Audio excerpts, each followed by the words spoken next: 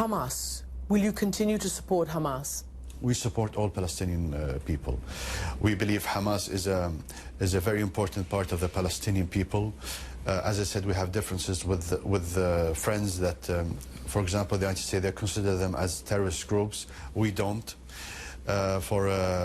simply because they're a very important component of the Palestinian people. Going back to history, nearly 10 years ago, we were asked by the Americans if we can talk to Hamas to make them participate in the election which happened in Palestine. And we spoke to them very honestly. It was my father who spoke to them, that we were asked from our American friends that you participate in the next election. And so their answer was, we will, but do you think will the international community accept us? So my father said yes, because I was asked by the Americans for you to join. So it happened. So the thing is, what is the difference between Hamas 10 years ago and Hamas now? I believe the difference is that Hamas are more realistic now. They believe in peace and they want peace. But it's for the other party to believe in peace as well and to be more realistic. Under your father, there was certain reach out between yourself and Israel, Qatar and Israel.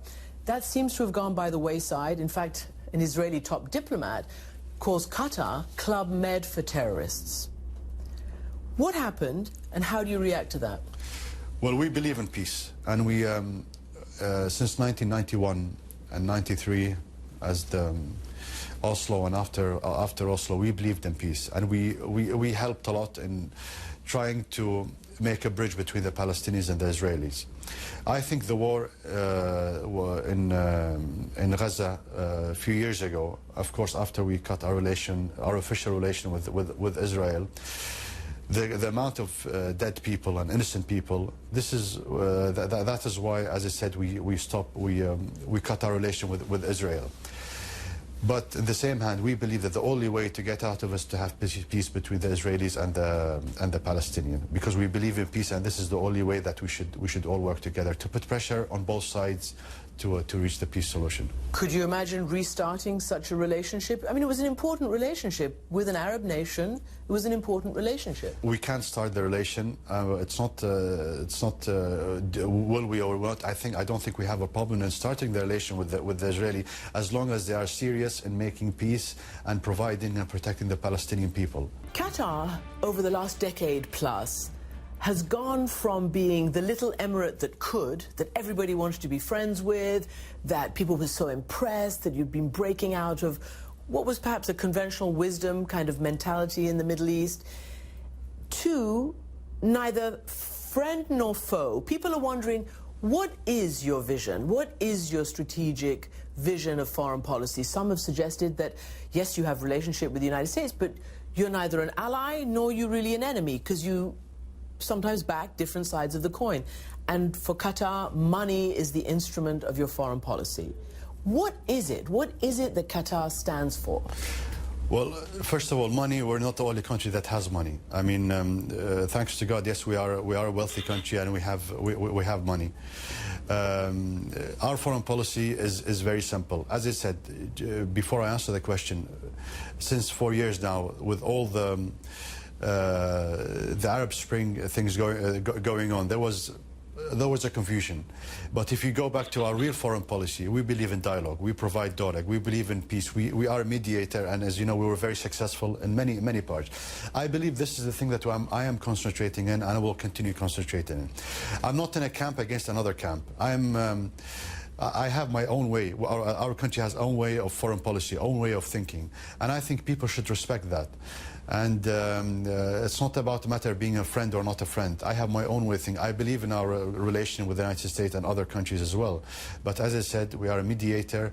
We believe in dialogue between nations and countries to solve problems. I'm going to do a hard turn now into sports, the World Cup. Again, a testimony to the heavyweight, or maybe punching above its weight, of Qatar. Many people were very surprised that you got the bid.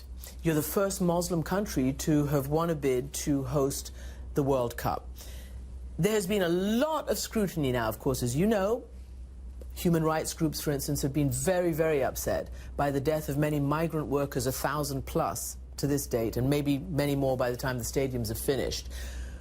Is this what Qatar wants to be known for? Is there something that you can do right now to enforce the rights and the laws that you've enacted, to enforce the application of these laws so that migrant workers have safety and dignity?